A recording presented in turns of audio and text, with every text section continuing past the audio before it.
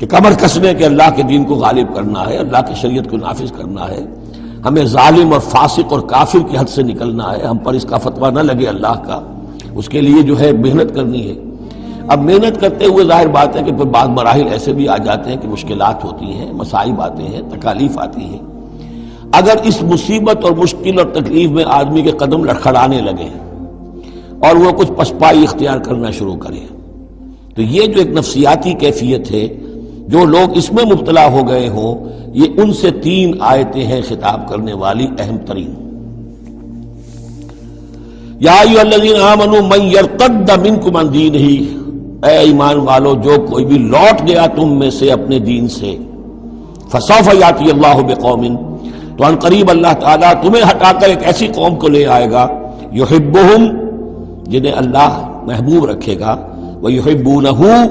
اور جو اسے محبوب رکھیں گے، اذلۃ علی المؤمنین، وہ اہل ایمان کے حق میں بہت نرم ہوں گے، اعزۃ علی الکافرین، کافروں پر بہت بھاری ہوں گے، جو جاہدون فی سبیل اللہ، اللہ کی راہ میں جہاد کریں گے، ولا یخافون لومۃ لائم، اور کسی ملامت کرنے والے کی ملامت کا کوئی خوف نہیں کریں گے۔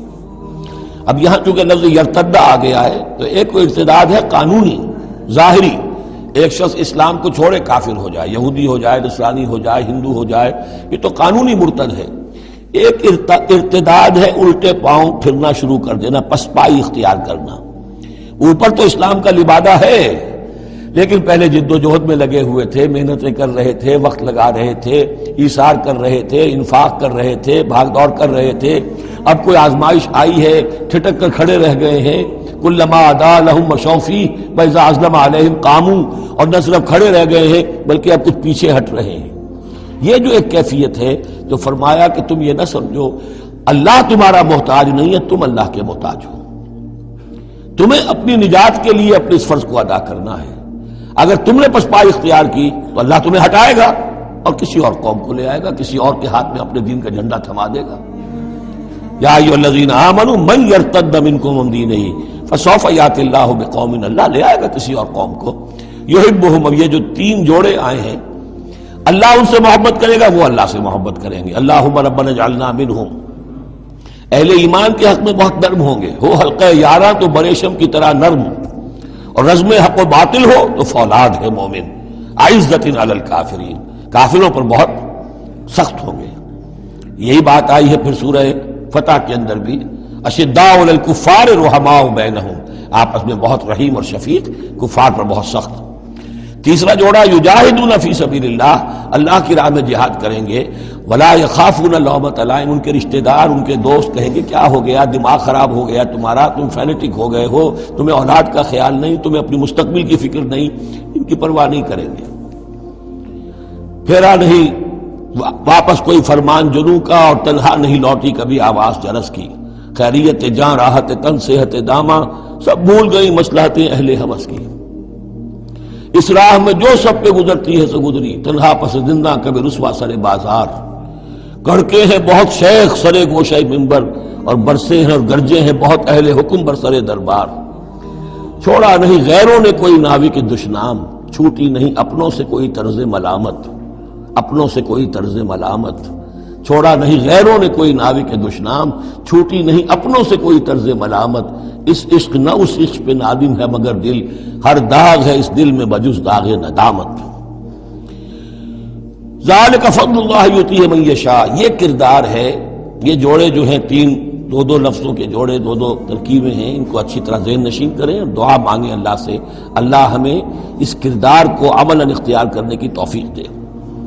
ذالک فضل اللہ یؤتیہ من یشاء، یہ اللہ کا فضل ہے، وہ دیتا ہے جس کو چاہتا ہے۔ واللہ واسع علیم، اللہ بہت وسعت رکھنے والا ہے، یعنی اللہ کے فضل کے خزانوں میں کمی نہیں ہے۔ اگر تم اپنے بھائیوں کو، دوستوں کو، عزیزوں کو، ساتھیوں کو، رفیقوں کو دیکھتے ہو کہ اللہ کا بڑا فضل ان پر ہوا ہے، کیسے کیسے انہوں نے مرحلے سر کر لیے، کیسی کیسی بازیاں جیت لی ہیں، تو اللہ سے فضل تلاش کرو، اللہ تمہیں بھی ہمت دے گا، اس لیے کہ اس دین کے کام میں اس قسم کا رشک جو ہے وہ پسندیدہ ہے۔ حضرت عمر کو تھا نا خیال، کیونکہ ایک خاص وقت میں اس وقت ان کے پاس دولت کافی تھی، جب غزوہ تبوک کے لیے حضور نے کہا ہے کہ انفاق کرو، انہوں نے سوچا کہ آج میں ابو بکر سے بازی لے جاؤں گا، اس لیے کہ آج کل کاروباری لوگوں کے پاس کبھی وہ ہوتی ہے کیش جو ہے نقد سامان کچھ ہوتا ہے کبھی نہیں ہوتا، سارا معاملہ کریڈٹ پہ گیا ہوا ہے، لیکن یہ کہ اس وقت ان کے پاس تھا تو ان کا کہ آج تو میں بازی لے جاؤں گا، لیکن حضرت ابوبکر جو کچھ تھا وہ سب لے آئے، اور حضرت عمر آدھا لے کر آئے تھے، تو حضرت عمر نے کہا میں نے جان لیا ابوبکر سے آگے کوئی نہیں بڑھ سکتا۔ تو اس معاملے میں فاستبقوا الخیرات، نیکیوں میں، خیر میں، بھلائی میں ایک دوسرے سے آگے نکلو۔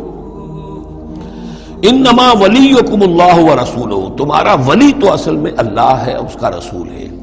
تمہارا دوست، پشت پناہ، حمایتی، رازدار جو ہونے چاہیے اللہ نمبر 1، رسول نمبر 2، والذین آمنوا، اور اہل ایمان۔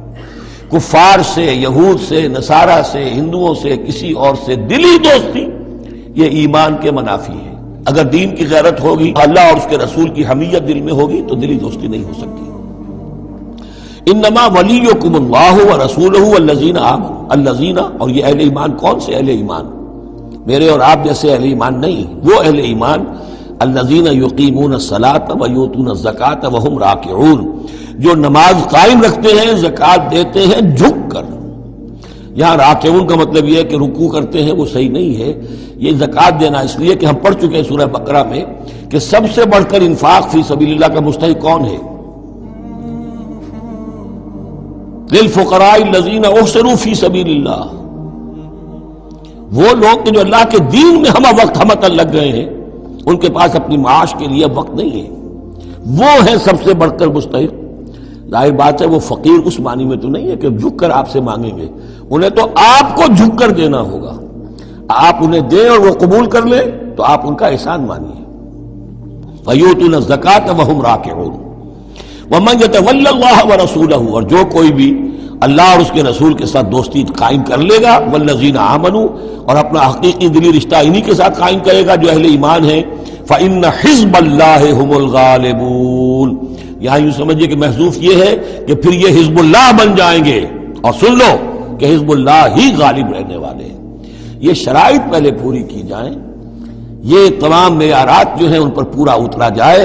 پھر یقیناً اللہ تعالیٰ کا یہ وعدہ ہے فَإِنَّ حِزْبَ اللَّهِ هُمُ الْغَالِبُونَ، یقیناً پھر حزب اللہ جو ہے وہی غالب رہے گی۔